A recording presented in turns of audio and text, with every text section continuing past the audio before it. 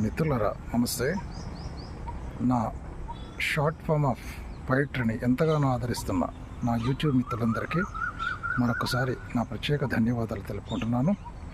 నిజానికి నన్ను ఇంతగా సపోర్ట్ చేస్తున్న మీకు నేనెంతో రుణపడి ఉంటాను. మరి ఈ మధ్యకాలంలో చిత్తలూరీలు అని షార్ట్ ఫామ్స్లో నేను పోయిటరీ రాస్తున్న విషయం మీ అందరికీ తెలిసిందే. సో ఇవాళ ఆ చిత్తలూరీలు అనే వాటిలోంచి మీకు ఒక కవిత వినిపిస్తాను.